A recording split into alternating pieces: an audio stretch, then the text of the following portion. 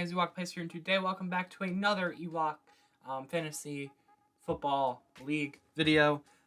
Today we're going to be going over the power rankings, some recent activity, the scores of the week, and the top performers of the week.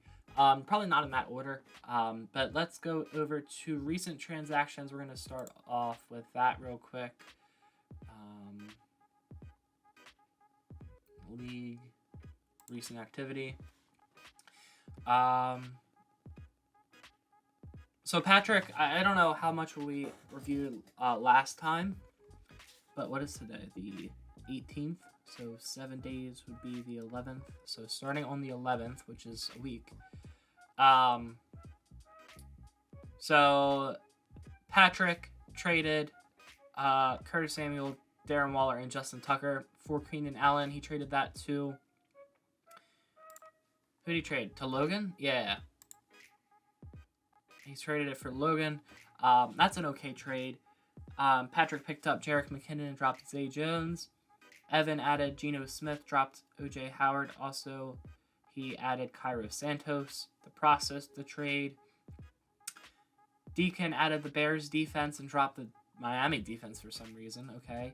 Patrik added Benjamin and Michael Carter.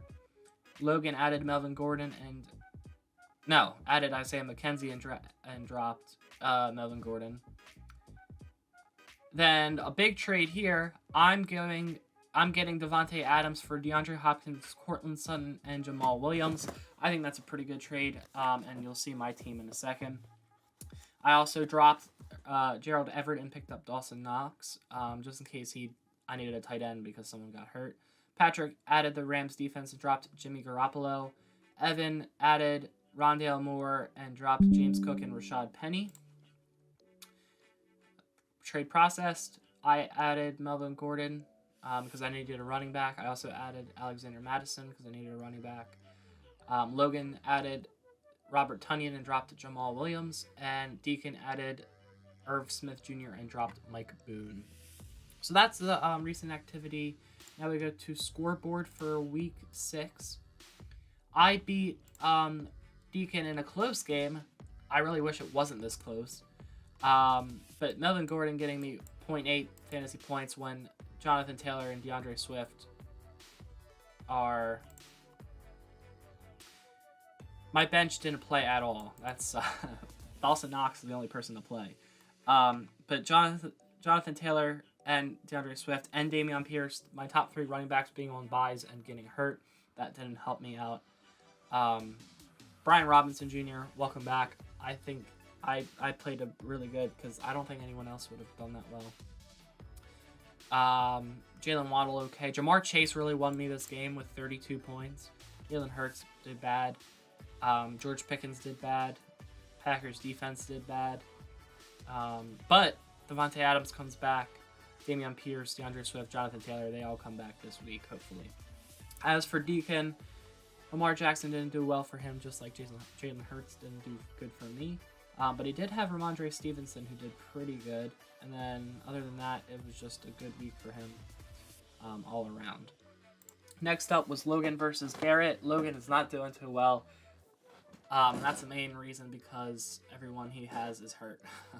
But he has Trevor Lawrence.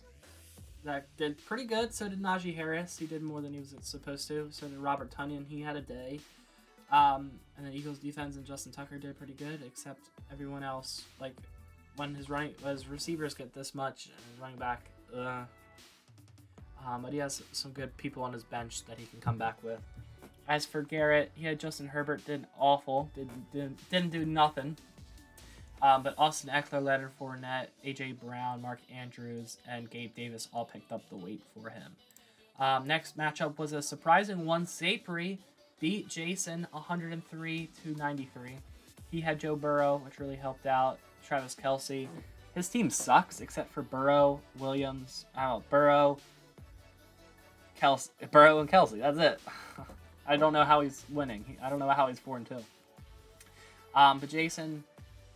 Christian McCaffrey did good. Deebo Samuel did good. Everyone else didn't do good at all. In a big matchup here, Evan beats Kevin 118 to 107. I don't understand why Kevin's team is doing so bad. But here's Evan.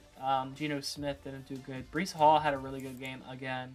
Michael Pittman Jr. had a big game. Zach Ertz had a big game. Chargers defense had a big game against Denver. On that Monday night game, that was awful.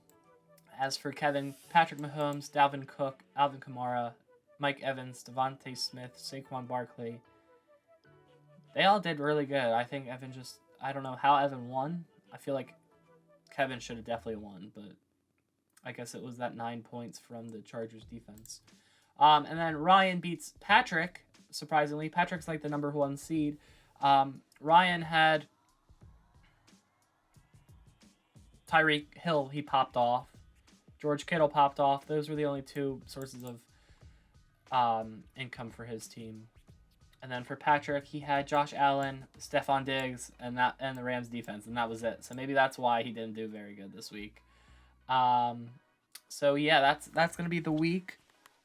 Top 5 fantasy performers are gonna be Joe Burrow with I didn't put the points next to it. Joe Burrow with 32 points, or 35, I think.